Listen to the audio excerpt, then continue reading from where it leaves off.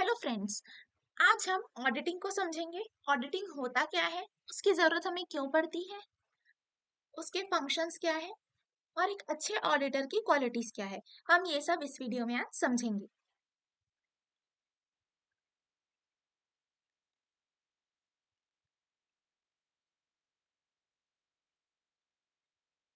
तो सबसे पहले हम समझेंगे ऑडिट होता क्या है। Definition of audit: an audit is an independent examination of financial information of an entity. Audit क्या है? एक इंडिपेंडेंट एग्जामिनेशन है। ऑडिट का मतलब अगर मैं जनरल टर्म्स में समझाऊं तो एग्जामिन करना, किसी चीज की जांच करना। तो ये इंडिपेंडेंट एग्जामिनेशन क्यों बोला है? क्योंकि जो ऑडिटर होता है वो स्वतंत्र होता है। ऑडिटर कौन होता है? जो ऑडिट करता है। उसके व्यूज स्वतंत्र होते हैं, इंडिपेंडेंट होते हैं। वो किसी से इन्फ्लुएंस होकर के उस पर ओपिनियन नहीं देता है। सपोज उसने ऑडिट किया है किसी के प्रॉफिट एंड लॉस स्टेटमेंट का या बैलेंस शीट का, जांच की है किसी ऑर्गेनाइजेशन की फाइनेंशियल डाटा की, ओके, और उसमें उसको कुछ भी ओपिनियन देना है। तो उसमें क्या रहेगा? उसका जो ओपिनियन रहेगा वो उसका खुद का ओपिनियन रहेगा। वो किसी के इन्फ्लुएंस में आके, किसी के प्रभाव में आके, दबाव में आकर के ओपिनियन नहीं देगा। इसलिए वो हो गया इंडिपेंडेंट एग्जामिनेशन। किस चीज का एग्जामिनेशन? फाइनेंशियल इंफॉर्मेशन का, फाइनेंशियल डेटा का। जैसे profit and loss statement, balance sheet, okay, और लेजर, ये सब क्या होता है? फाइनेंशियल इंफॉर्मेशन होता है।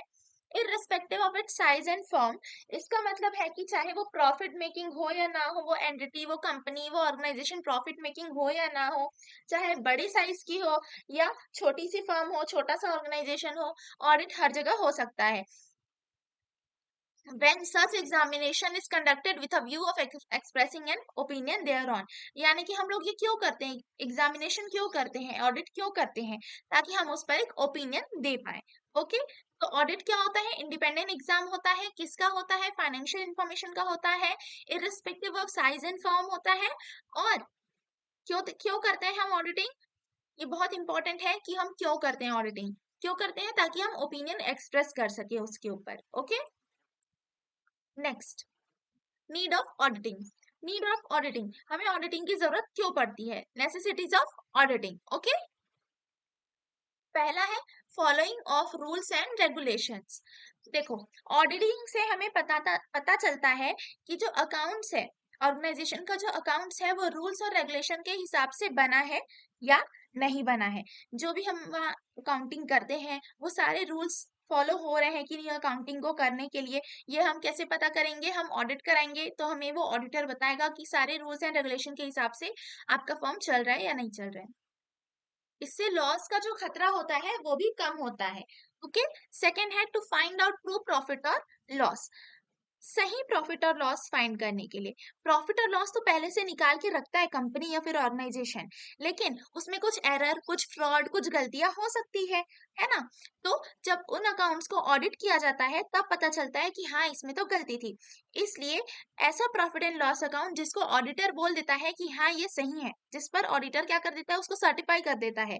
तो वो क्या बताता है कि हाँ यही है true profit and loss of concern, उसको ही मान्यता मिलती है, उसको सही माना जाता है। ओके, थर्ड है reliability of accounts.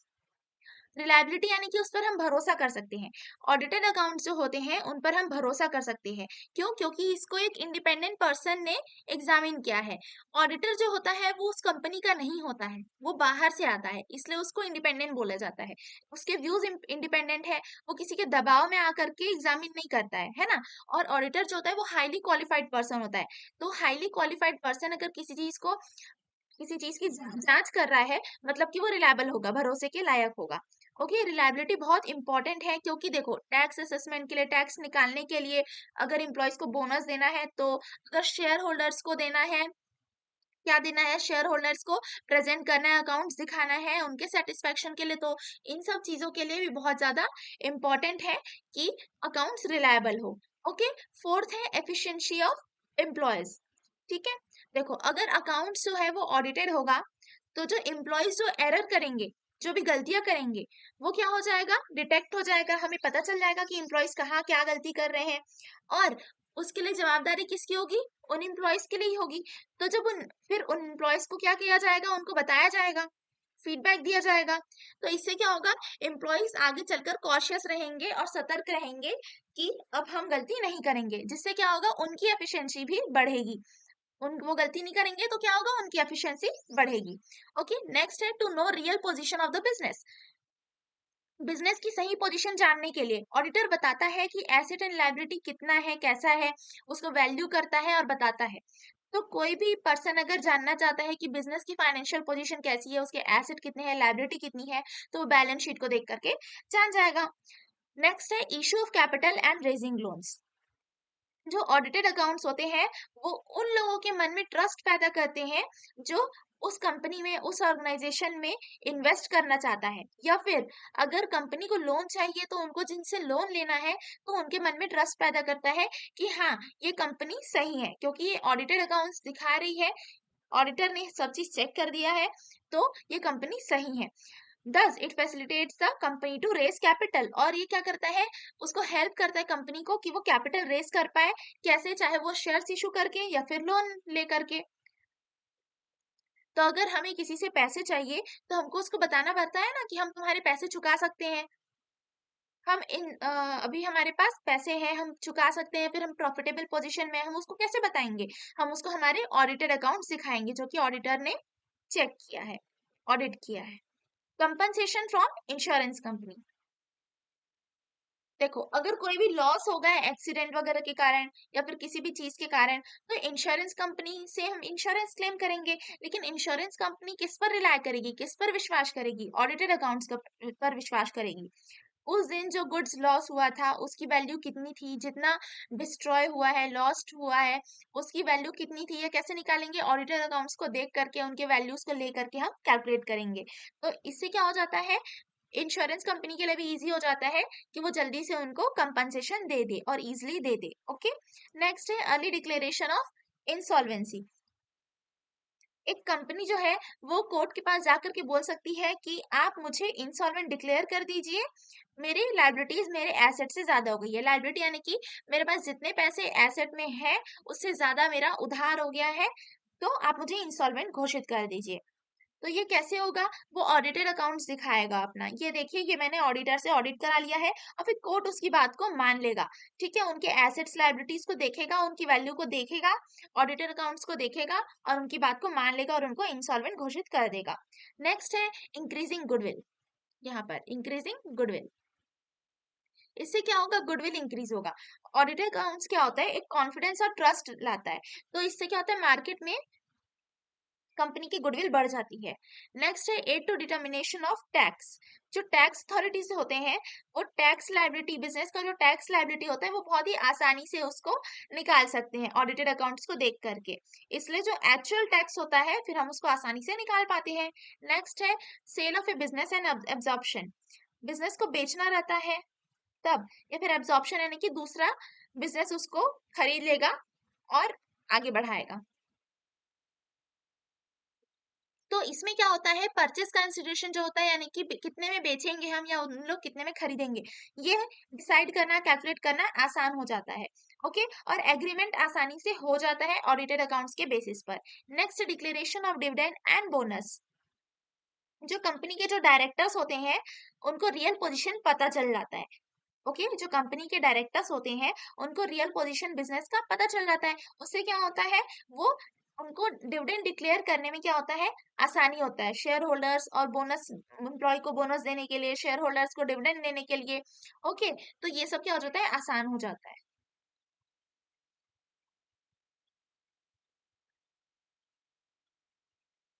Next, functions of auditing. अब हम क्या पढ़ेंगे, ऑडिटिंग के फंक्शंस। ठीक है, क्या काम रहता है ऑडिटिंग में, हम क्या करते हैं। तो पहला क्या है, checking arithmetical accuracy of books of accounts. देखो, बहुत ज्यादा प्रिकॉशंस लेने के बाद भी, बहुत ज्यादा सावधानी बरतने के बाद भी कुछ ना कुछ गलती रह ही जाती है हमारे बुक्स ऑफ अकाउंट्स में। तो इन एरर को डिटेक्ट करना, ये किसमें आता है, ऑडिट के फंक्शंस में। क्या होता है कि हम उन एरर को डिटेक्ट करते हैं, कैसे, कुछ बैलेंसिंग देख के, लेजर पोस्टिंग देख करके, बैलेंसिंग देख करके, ये सब करके हम क्या करते हैं, चेक करते हैं। ओके, नेक्स्ट है to examine the system of accounting and internal control.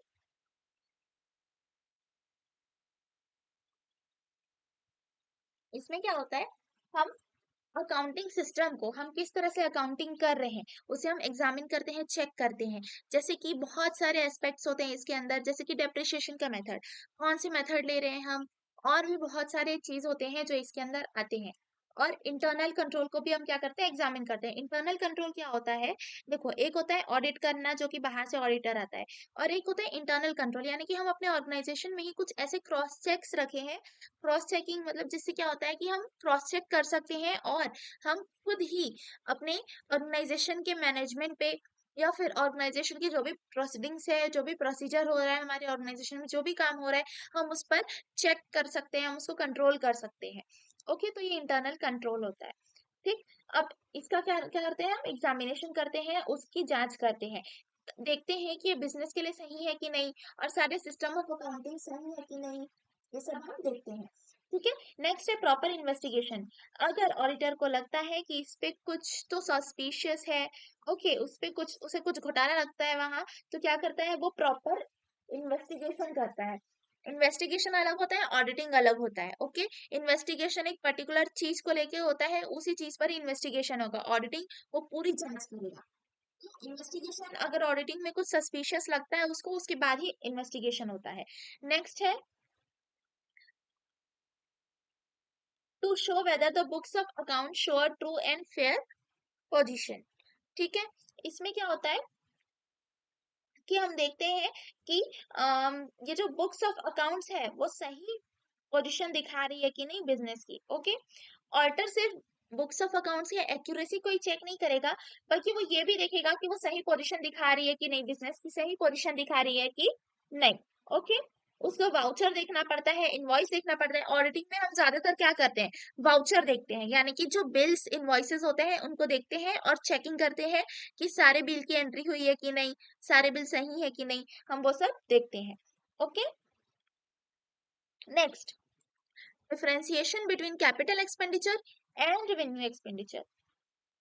इसमें क्या होता है कि प्रॉपर हम डिफरेंस करते हैं कि कैपिटल और रेवेन्यू एक्सपेंडिचर के बीच डिफरेंस हुआ है कि नहीं, हम इसको चेक करते हैं। ओके। कैपिटल एक्सपेंडिचर अलग होता है, रेवेन्यू एक्सपेंडिचर अलग होता है। कैपिटल एक्सपेंडिचर 12 महीने से, सॉरी, कैपिटल एक्सपेंडिचर ऐसा होता है जिसका जो बेनिफिट होता है वो लॉन्ग टाइम तक रहे, 12 महीने से ज्यादा तक रहे। और रेवेन्यू एक्सपेंडिचर क्या होता है, जिसका बेनिफिट कम टाइम तक रहे। Okay. Next, checking authenticity and validity of transaction. हम इसमें क्या करते हैं, हम इसमें देखते हैं कि जो ट्रांजैक्शन है वो सही है कि नहीं, वैलिड ट्रांजैक्शन है कि नहीं, और उसके लिए सपोर्टिंग डॉक्यूमेंट्स, वाउचर्स, इनवॉइसेस है भी कि नहीं। नेक्स्ट है to examine the books of accounts. Auditor क्या करता है, profit and loss account, balance sheet, ये सबको देखता है, एग्जामिन करता है, चेक करता है, और देखता है कि स्टैट्यूटरी प्रोविजंस के हिसाब से बना है कि नहीं, रूल्स रेगुलेशन के हिसाब से बना है कि नहीं बना है। नेक्स्ट है basic aspects to be covered by the audits. Okay. Actually ये ऑडिटर्स है, ऑडिट्स लिखा है यहाँ पर। तो इसमें क्या होगा, बेसिक एस्पेक्ट यानी कि क्या क्या ऑडिटर को परफॉर्म करना रहता है, या फिर कौन सी इंपॉर्टेंट चीजें हैं जिस पर ऑडिटर को ध्यान देना रहता है। ओके। तो इसमें सबसे पहले है एग्जामिनेशन। इसमें क्या होता है, और अकाउंटिंग सिस्टम का और इंटरनल कंट्रोल सिस्टम का क्या करते हैं, एग्जामिनेशन करता है, जांच करते हैं कि वो सही है कि नहीं।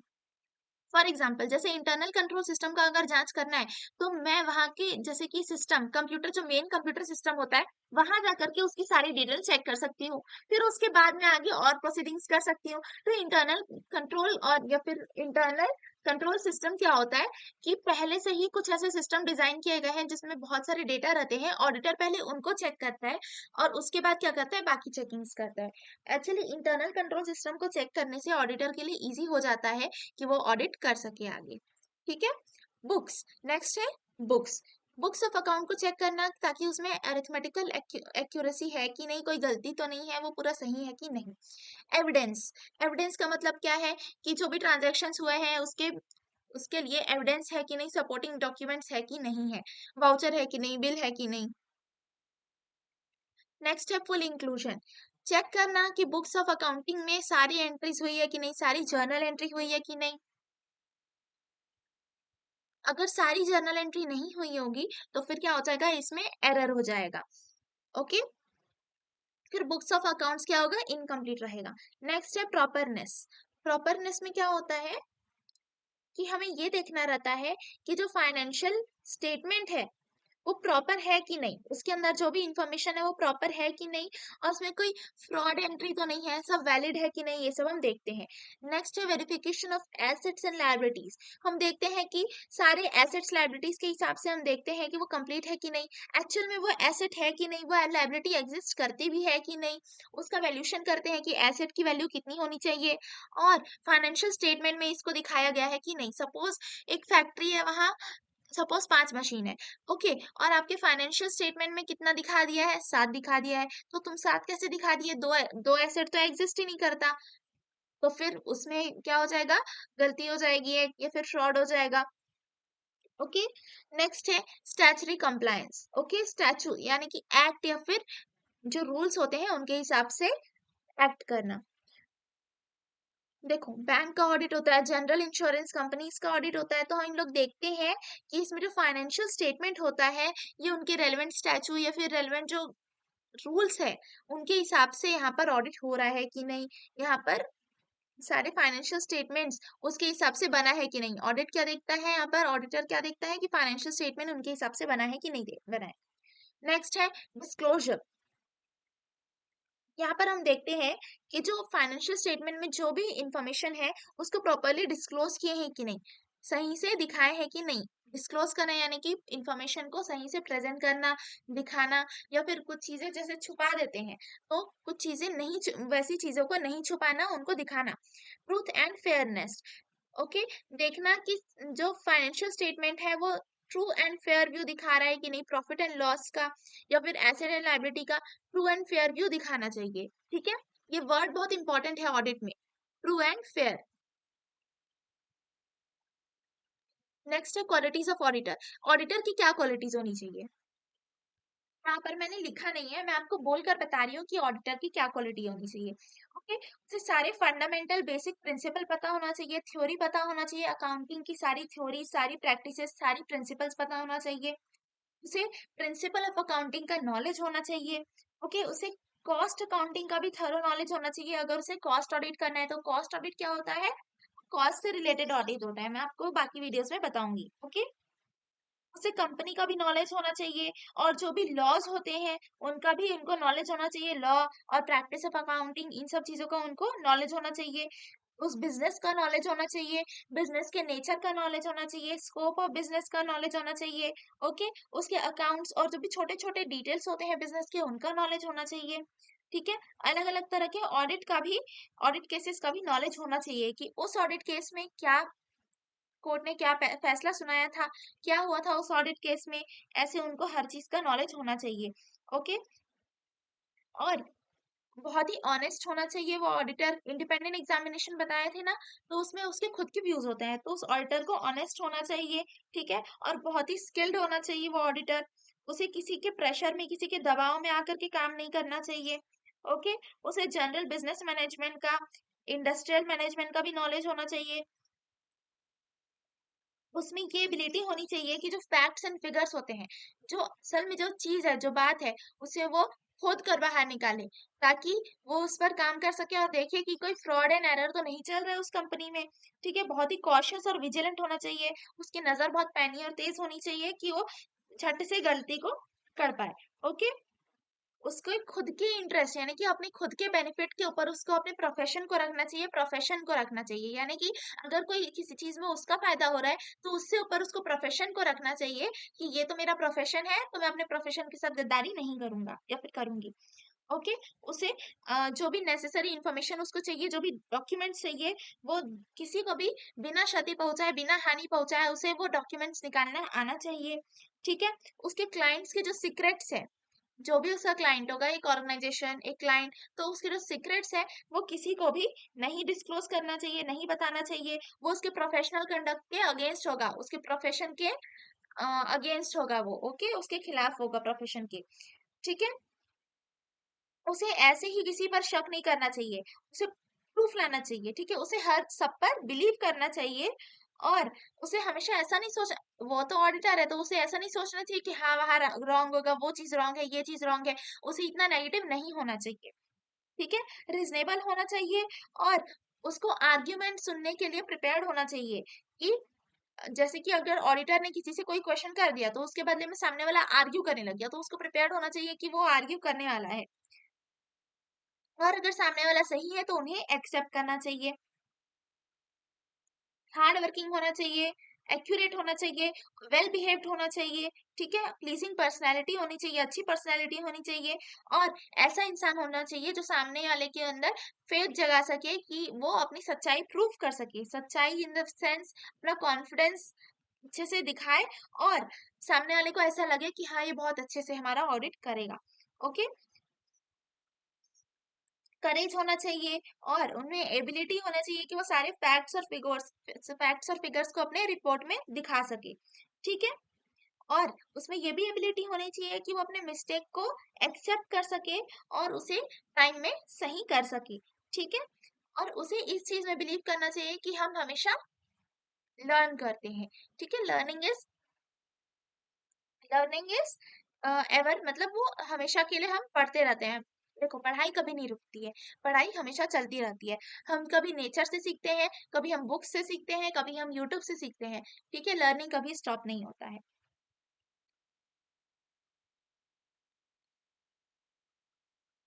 देखो अगर ऑडिटर को बोला जाए कि आप एडवाइस दीजिए फाइनेंस रिलेटेड मैटर्स में, अकाउंट्स रिलेटेड मैटर्स में, ठीक है, चाहे वो उसके अंतर्गत आता हो या ना आता हो, ठीक है, उसे एडवाइस जरूर देना चाहिए, उसके लिए वो प्रैक्टिकल और प्रूडेंट होना चाहिए, ठीक।